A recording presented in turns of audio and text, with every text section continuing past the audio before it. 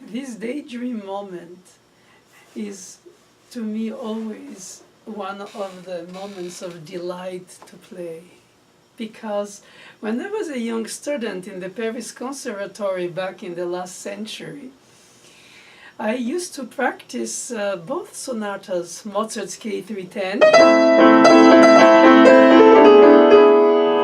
while at the same time the first by Beethoven.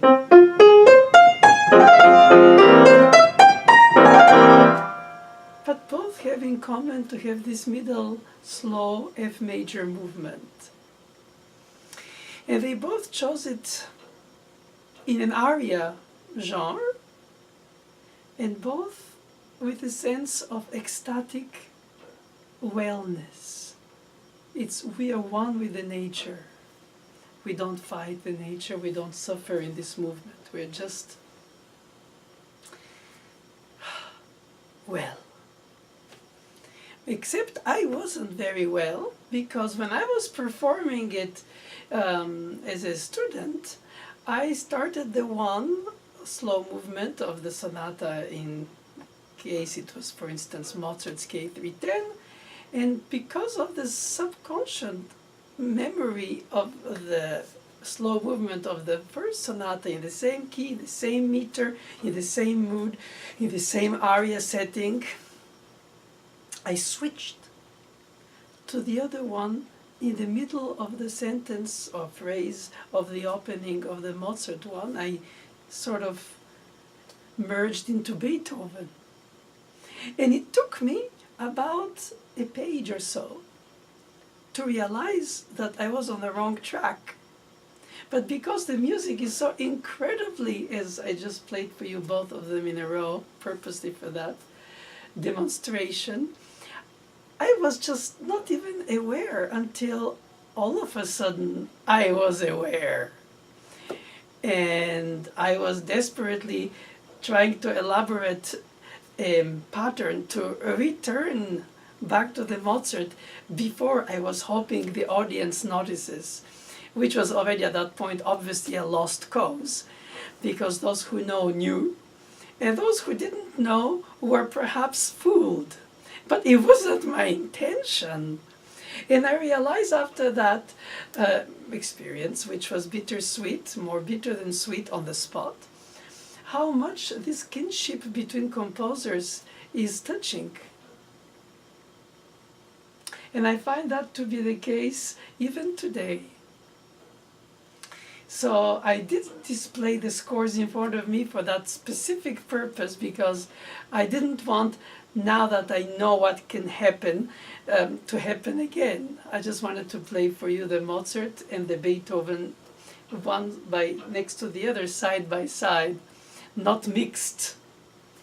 I'll give you an example of about, just for the fun of it, how I sort of sidetracked myself. I started the Mozart, this glorious arpeggio to the 10th. What a hug. Then the rest to the breathe, and the cadence to the dominant, and the 6/4. And here on the third beat I started the opening of the first sentence of the Beethoven.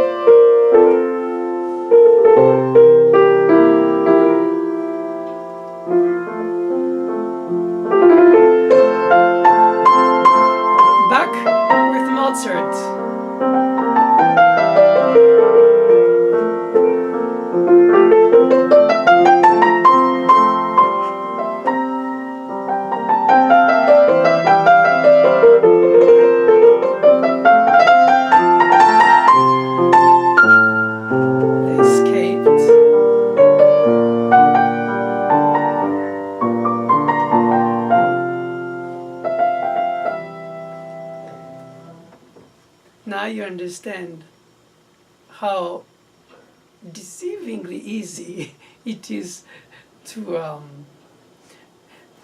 drop into the other and try to get out of it to get back to this. Alternatively, I could start with the Beethoven.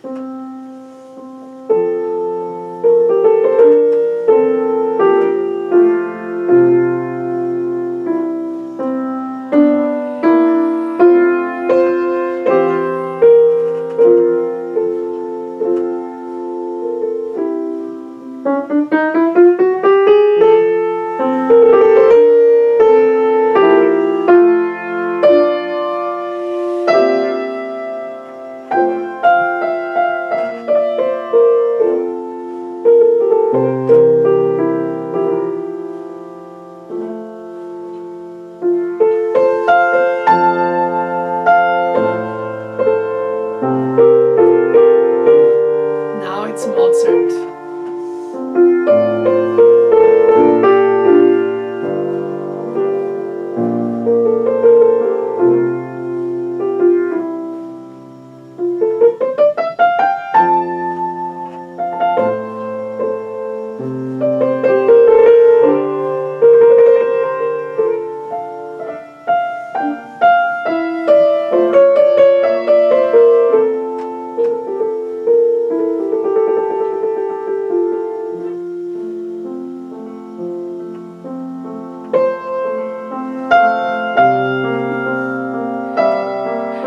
Ludwig!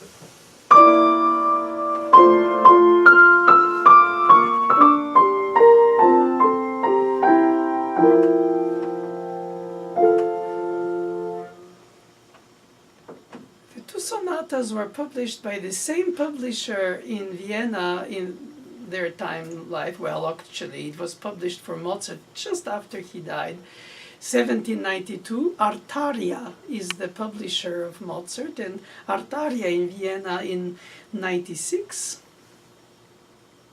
Some 5 years later, published Beethoven's Sonata.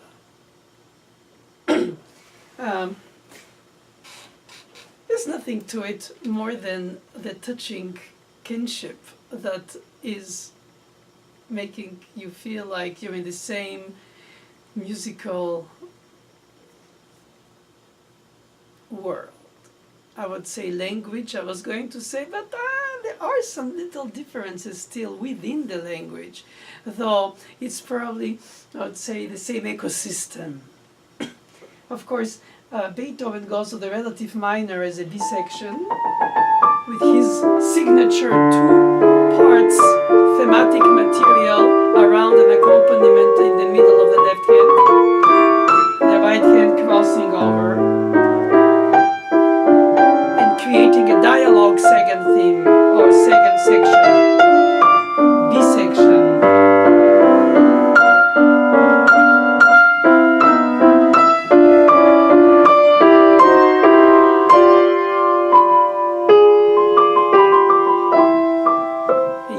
Half minor, half major,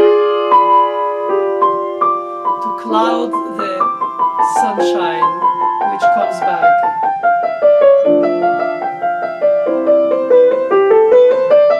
And cadence in the relative major, C major.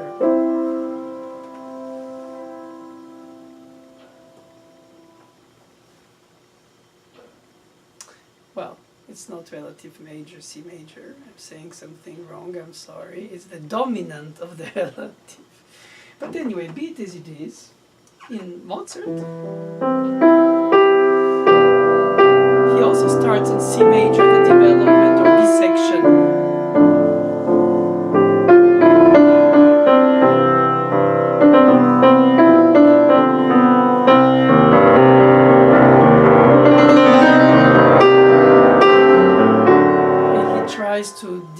something more Sturm und Drangisch, if I may say so. Perhaps even before Sturm und Drang really blossomed as a terminology with Schubert. But all this is so close in time, in the same area, everything is around there. So much comes from there, Vienna, Middle Europe, middle 18th century to the 19th. And naturally, the dramatic effect of Mozart is also reaching a climax with the alarming repeated notes in the right hand of a suspended ostinato.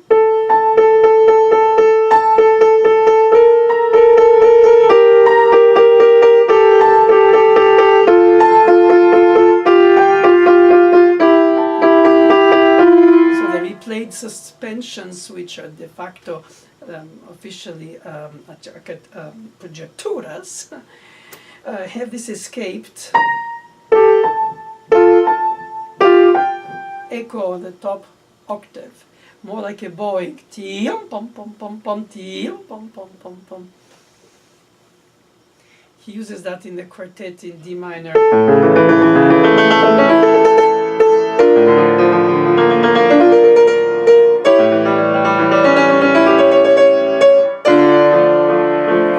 To the return in the recapitulation, and here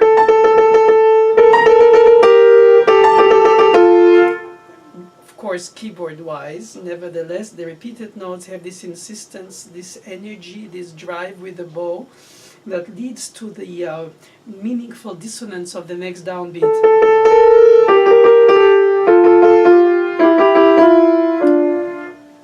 That's a very dramatic moment compared to the so peaceful and pastoral, ecstatic, I would say, but probably more contemplative as well. Elegant.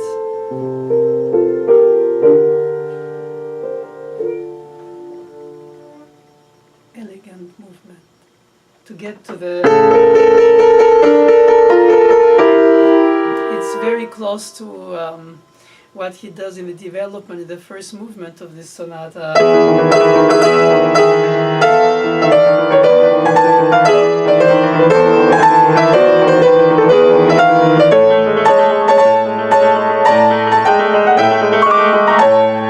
The intensity of the tension of the dissonance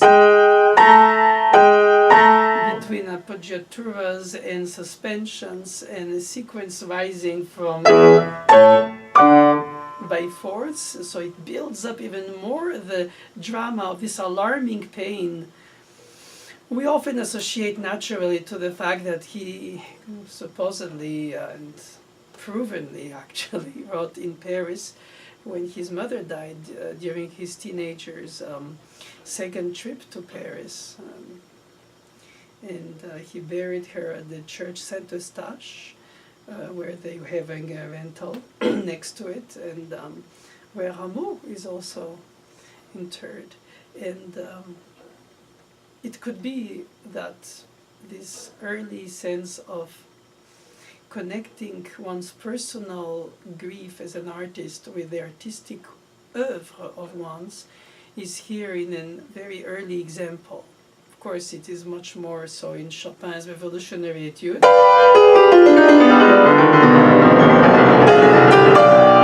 He expresses his outrage for his Poland to be occupied by Russia. So you have war sonatas in Prokofiev, and you have a lot of heroic elements of self-determining musical symbolisms of one's life struggle. Would it be a Liszt, a Scriabin, or... But it's more towards the 19th, 20th, and 18th century. And in a way, even when Mozart was in the greatest of pains, physically and emotionally and financially in Vienna in the last year of his life in 1991, he composed also music as a commission, that's as I say, separating his life from the commission, the Little Night Music.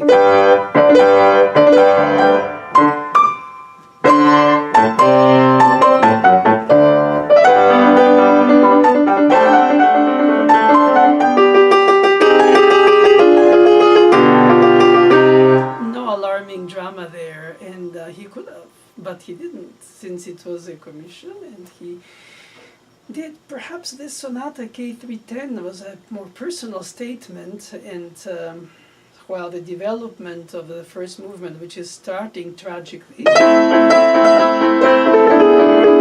with the unusual for him pumping chords, insistence of the call, the toll, the call, the bell, the funeral feeling, yeah, and the rejection of the pain for losing somebody dear. I mean, he lost children at birth, he lost his mother. It was not unusual, alas, then, and sometimes now, but the point of the story is that we find this in the slow movement that brought us far away from these first movements, which is very stormy, Sturm und Drangisch.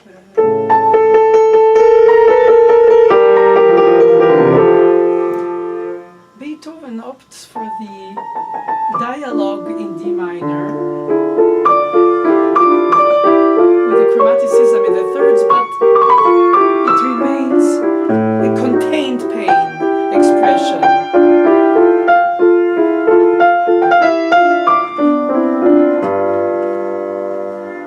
I think that he, for once, doesn't go to a full B section contrasting. He stays more or less in the same narrative ecosystem. And so we are sort of carried through the movement in this gentle way, with some minor six into the major of the C major dominant of F. So it does have a little bit of dramatic hint, but not the direct stress that the middle section of the Mozart does. Of course, they are not meant to be compared. They are incredibly meaningful, incredibly inspired, incredibly incorporated in their own sonatas, in their own composers' universes. Of course, the kinship, the Viennese situation of being so close to each other, they all wrote in the same, let's say, vocabulary, using perhaps a lot of the same grammar, with a little bit of this or that altered by the one or the other. Haydn, Mozart and Beethoven. But all this happens in short years, and the expression of the instrument from the harpsichord for the piano loses some articulation, subtleties and sophistications, and gains some expressive dynamic effects of forte piano as the name of the instrument. So in a way, Beethoven will part after this first sonata away from this, I would say, Haydnian heritage, which he shares with Mozart. And himself, Beethoven, as a young pianist, played the D minor Mozart concerto.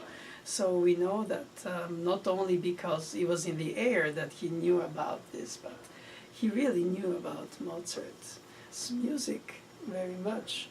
And independent-minded as he was, and not a Haydn scholar as he wasn't, therefore, he went elsewhere.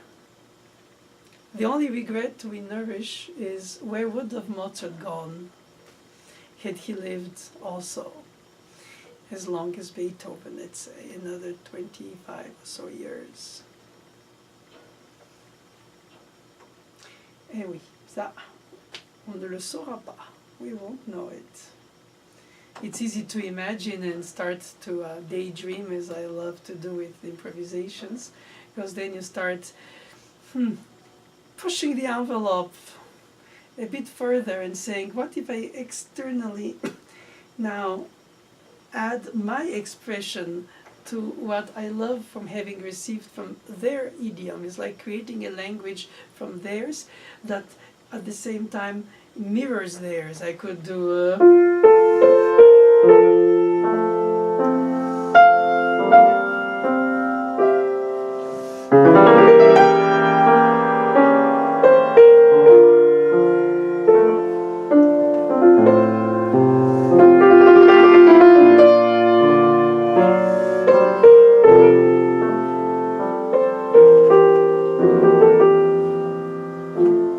just made it up, but it sounds so cheesy. As Xenakis told me one day when I presented him my neoclassical sonata, he said, stop enriching the 19th century in that case, for me, for then, for that. Thankfully, nobody told Rachmaninoff, stop enriching the 19th century into the 20th too. And those who had to revolutionize it and get out of the inheritance of the musical tradition, then they did. And that's incredibly important, the Stravinskys, the Schoenbergs. But you also have the Rachmaninoffs and the Medtners, quasi-contemporaries. And so music doesn't always go strictly in one direction. Sometimes it goes in two directions. And to improvise in a desired style that you can cherish, like these two movements share in their own time period, obviously, this common language. And as soon as you start to do something today, of course,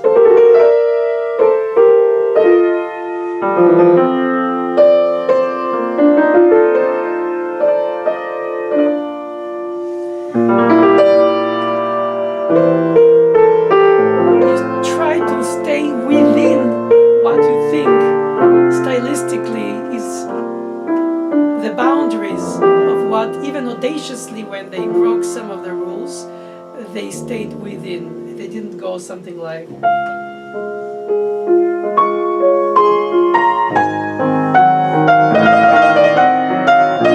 of course is a cheesy way to imitate Chopin.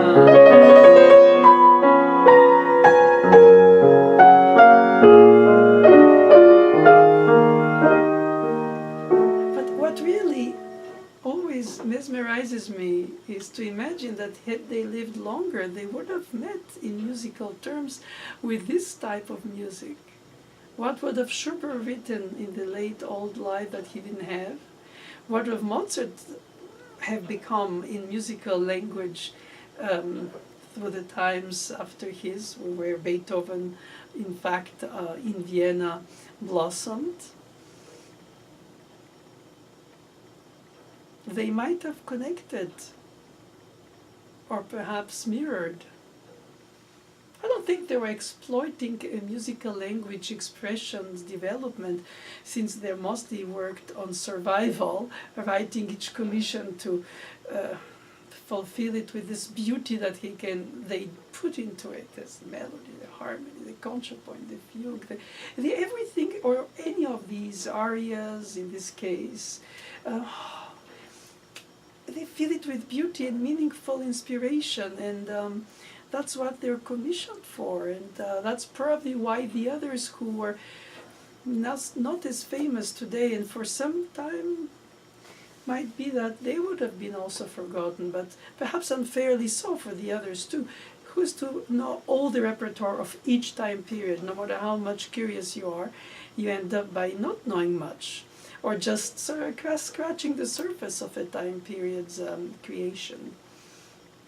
But let's say what really is a striking number is to put Bach's death in 1750 and Chopin's death in 1849, 99 years. Between Bach's death and Chopin's death, be it Chopin's died also young prematurely. It's an awfully short time for so much development from Baroque, or what we call Baroque, they didn't, to the classical style, which we call so too, and then into the romantic style, which also we like to arrange. Since we study them, we have to organize them into time periods, obviously. But they overlapped, or some of them died prematurely. Look at Mendelssohn, who died so young too. What a pity compared to Haydn, who lived all the way to 1809, probably in dismay about some of Beethoven's things, and whatever Beethoven in his mature period as a composer broke more rules to create his own.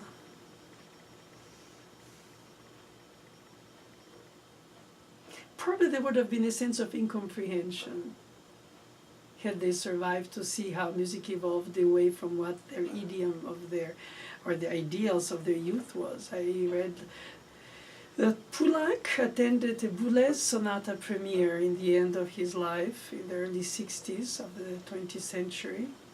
I can only imagine, when you know the styles of these two composers, what shock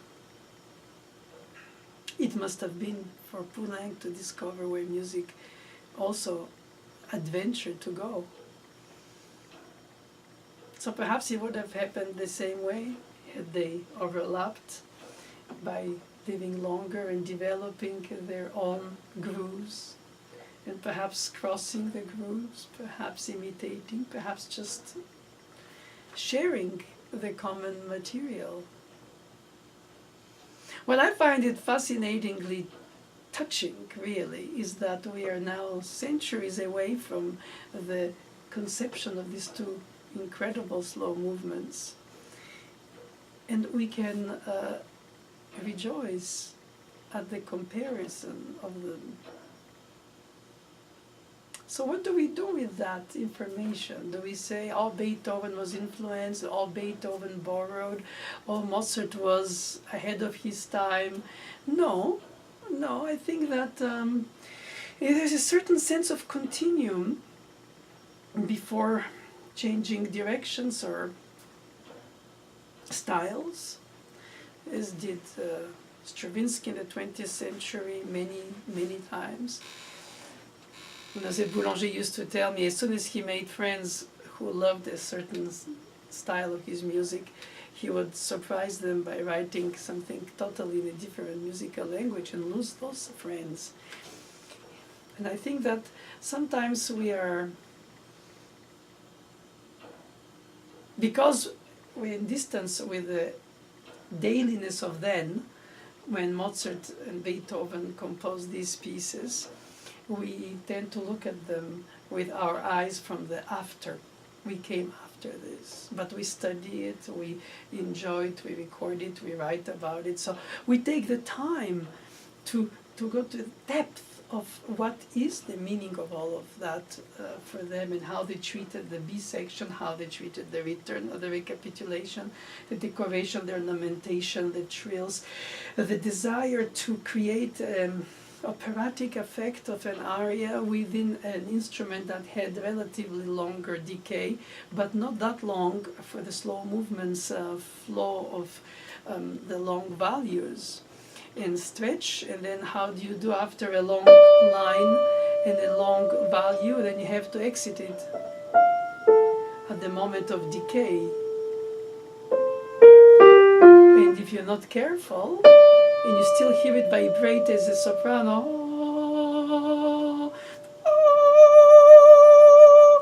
but now it's dead on the piano. So it would be inevitably an accent. So you have to combine the tempo with the length of sound, the acoustic, the resonance, the pedal, over pedal, under pedal, no pedal.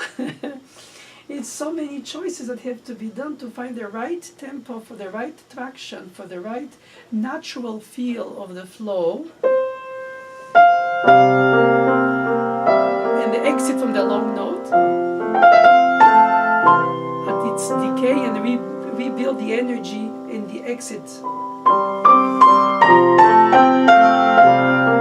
without to drop into the other extreme, which is to make too much waves compared to the continuum of the flow of the line, and this sense of calm and peace that comes out of the both movements, actually, obviously.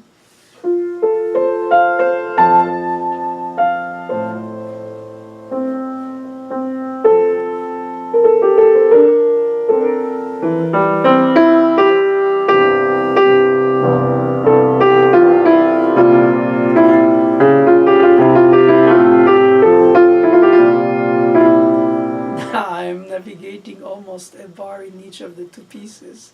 It becomes more and more tempting, and more the kinship and the similarities appear, and the differences that are necessarily obvious at the first go of the first reading, you start really blending them together. I mean, not you, I. And when I teach, I'm always very careful to make sure to separate the stylistic approach on the modern piano of Mozart phrase and Beethoven phrase. Nothing the endings, for instance, when Beethoven finishes, both of them actually, 3, or 1, 2, 3, not on the downbeat. And here Mozart, 1, 2, 3. And this sense of ending each of the long sections on an upbeat or middle of the bar maintains that sense of elegant traction forward. The downbeats are usually associated to heavy, and the upbeats usually associated to light. And it is the case when you play the upbeat and the downbeat on the A, or in Mozart, he has the 4 16th notes plus the grace note to delay that high note as if it's some of a vibrato or perhaps a glissando of the voice.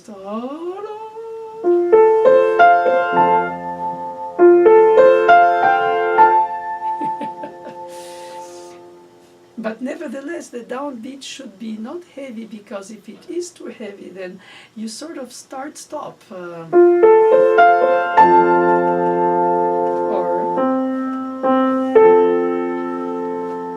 you should use the upbeat as an traction to get the energy into the forward 3 and 1, 2 for the beats. 3, 1, 2, 3, 1, 2.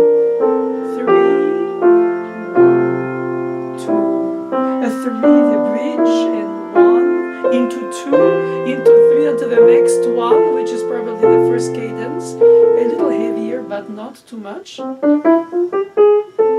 that you mark your downbeat every 4 bars, or whichever system of group of bars that are constitutive of the structure of the phrase, not just the bar line, which is there for practical visual purposes, or in a symphony or quartet for practical rehearsal purposes, to chop it in small groups of bars. But in the slow movement of that time period, they write with fast values, 16th note 30 seconds, sextuplets of 30 seconds. Of course, the trill isn't measured fast.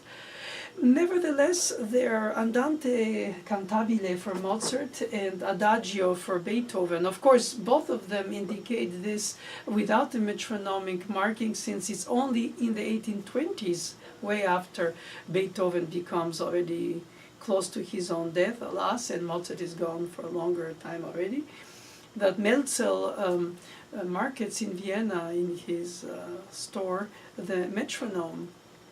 So therefore we associate the Andante to walking, the Adagio for at ease or walking with more time. Again, it's the question of length of sound, of the instrumental capacity to sustain it. If Beethoven wrote Adagio and somebody would play,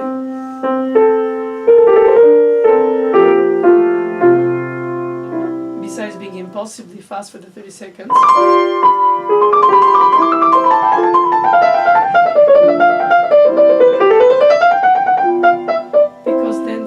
so agitated that you lose that peaceful feeling, that everything just finds its place in a more, I would say, pastoral way. So the tempo inevitably has to be then subdivided by the counting of the conductor, pianist in this case. For instance, the 3, 4 in 6, 5, 6, 1, 2.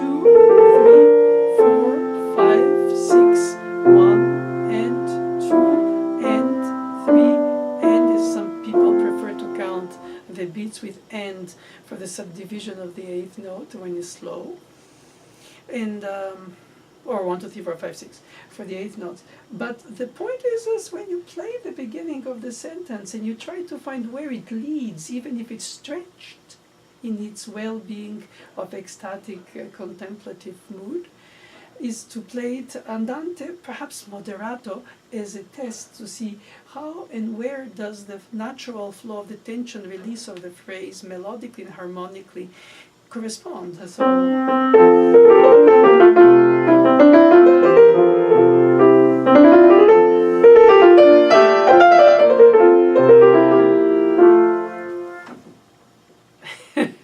and now you stretch.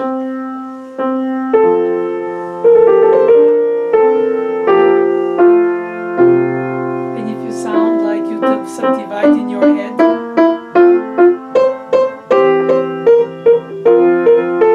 you end up by sounding also like this when you play. And it's often the pianists sing their counting rather than direct their playing with the staccato counting, regardless if they do, in this case, have to play legato. 5, 6, 1, 2, 3, 4, 5, 6, or 1 and 2 and 3 and. That's why it's easy to rush when you don't count, because you sort of go to the quarter note rather than the subdivision by the eighth note in order to connect the phrases, directions, aim, and not lose yourself in the middle of a long sentence syllabically, or even almost spelling it. On the other hand, when you play the fast tempo, you see clearly, like in Mozart,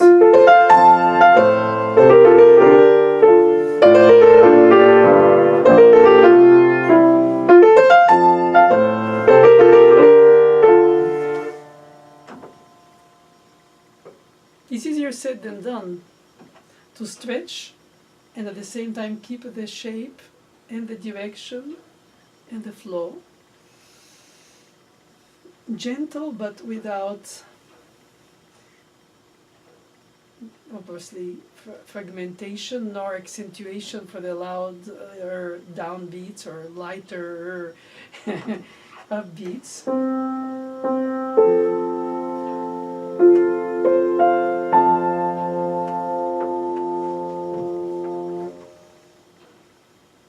It's a lifelong search to find the right tempo for the right weight on the keys, for the right phrasing, compared to wrong, obviously.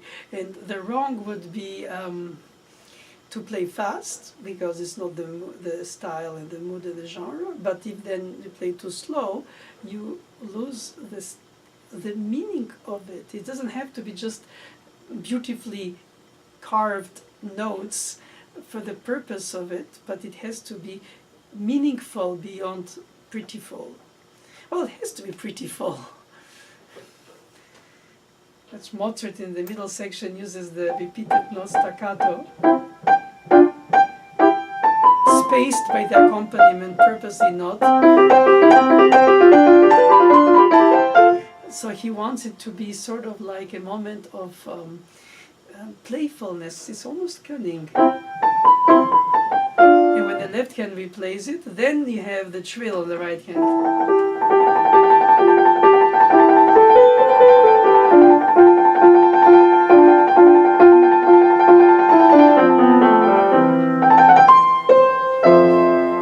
So he introduces the rests, not only in the end of phrases, with the ending in the middle of the bar to leave the rest, to prepare to, but also inside the notes that are separated to have a sense of more, less lyrical section after so much singing. And that appears too slow to any pianist, but you cannot change the tempo to adjust to the tectonic plates of that section and this, because you have levees to organize the water flow, all these analogies to navigation or earthquakes. But nevertheless, the tempo has to have this kind of sense of pulse that is not only in the beats, but in the flow of the group of bars, how you stretch and organize your phrase so that your narration is meaningful but slower. And when I speak like this, I try to also attempt to finish my sentence without to lose you as a listener to what I'm saying, compared to if I just say it like fast. Obviously, the space between the notes, the breath between the notes, the connected legato for the singing parts, or the not so for the playful repeated notes with space air between, implements that you play each of the different sections in the movement, no matter how contrasting compared to this opening. And then it's so tempting to play it faster.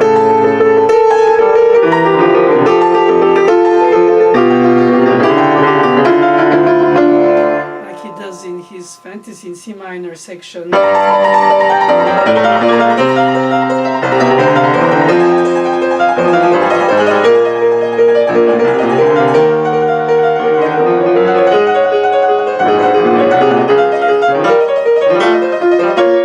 Mozart in that fantasy, in fact, has these sections because it's a fantasy, so it's not supposed to hold the same tempo throughout. Each section has to have its own character, finalized and dramatically different and improvisatory, as if improvisatory displayed, presented.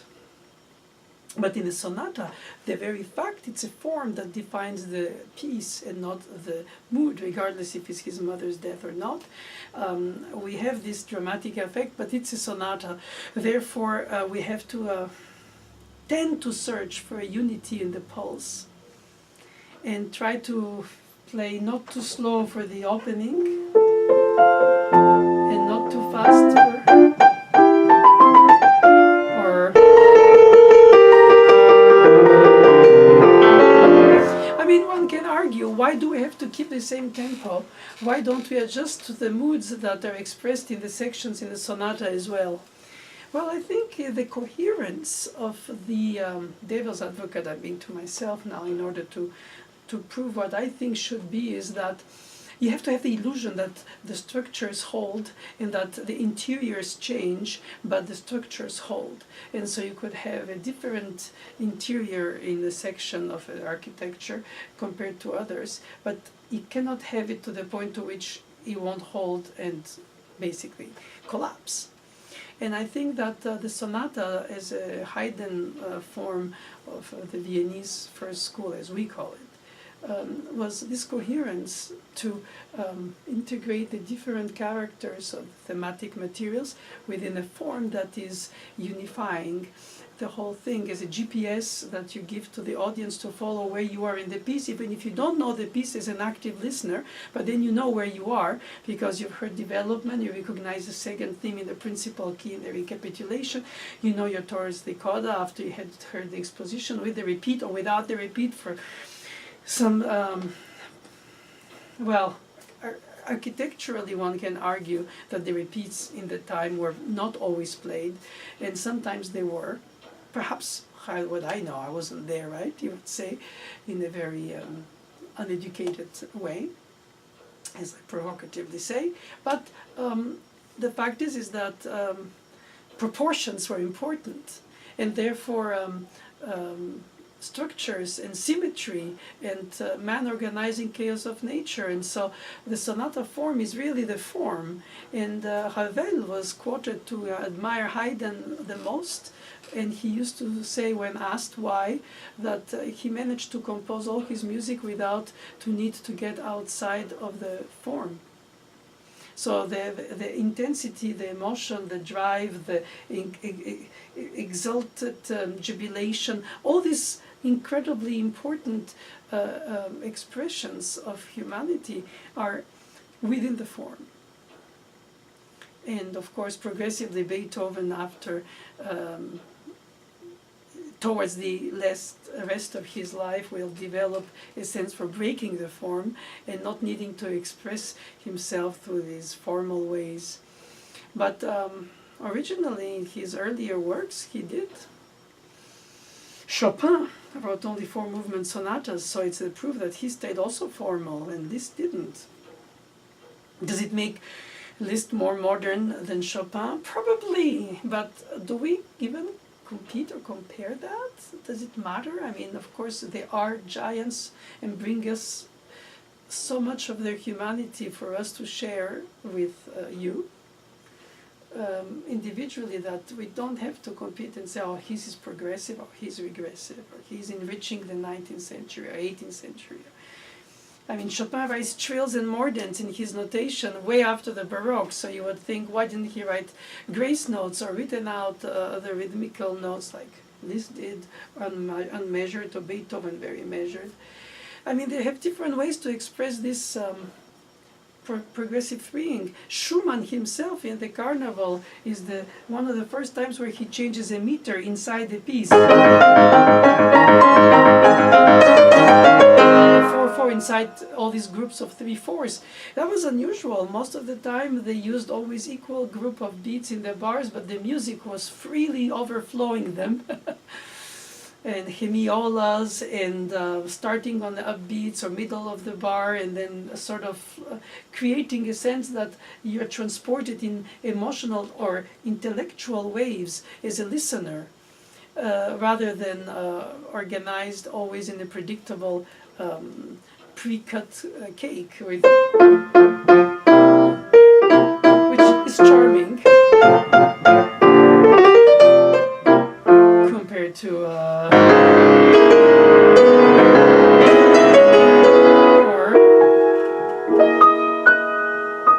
but already before Scriabin floating around the bars that are equally measured there.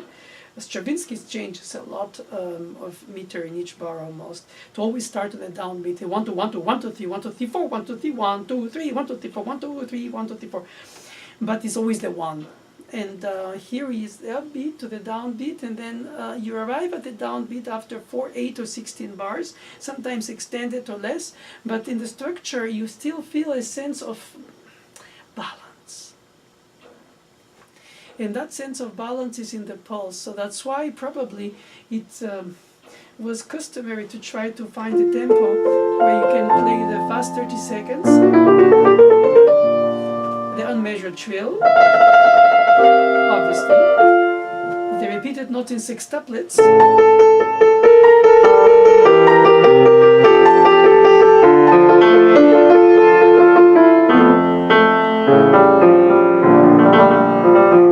so of course the metronome mechanically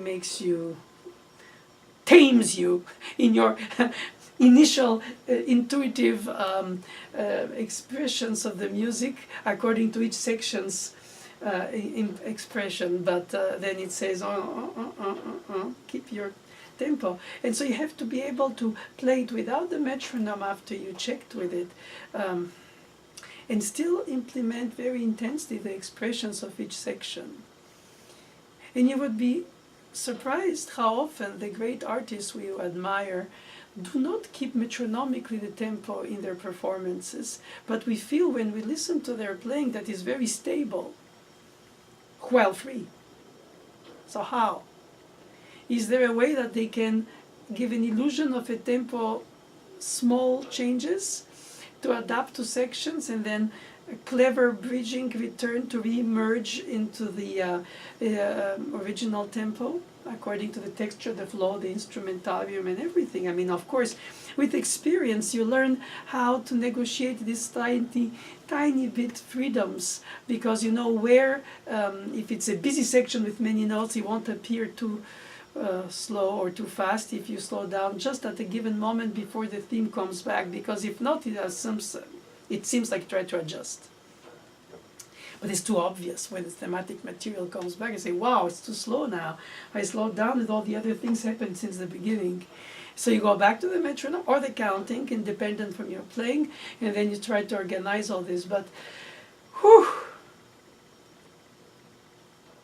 I think ultimately you know the piece well enough after you study it and you revisit it several times in your life to to to gather a sense of the structure and how it floats and it doesn't tip too much.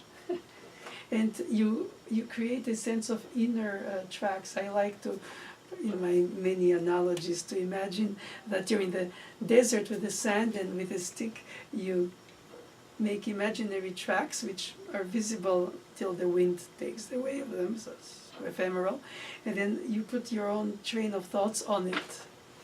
And then all of a sudden you pass on it and you look behind you and it's erased because nature. And so you find that in fact you're in an ephemeral imaginary track on which you propulse your musical narration. And so it gives that illusion that you're stable, but perhaps in fact you fluctuate tiny bit here and there, but with experience you know where. It's not so visible to the listener. So perhaps that are situations where you need to have experienced it to know how to adjust the tectonic plates, as I like to say, for the earthquakes, which are under the water. So you want to avoid that shock of restarting the theme and you feel like you have to go faster all of a sudden because you lost too much time in those over-decorated 30 seconds with turns or syncopations. And so very often, in order to provide all the details of this plethoric cobweb of decorative effects, which are the genre of the aria bel canto to be, and already then in the Italian opera you have to decorate the melodic line, and these decorations on the harpsichord sounded probably different than the early fortepiano or today, where the instrument is progressively became obviously now much more percussive than it was, much more powerful than it was, but at the same time less subtle than it was. So you have to play inside the keys, you have to be very careful to shape and carve a phrase without to try to make a roller coaster of emotion, but still an elegant way of dwelling and then dropping.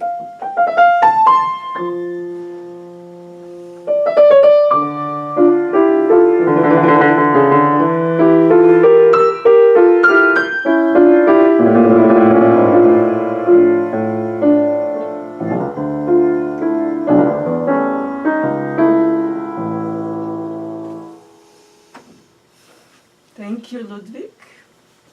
Thank you, Wolfgang. And thank you.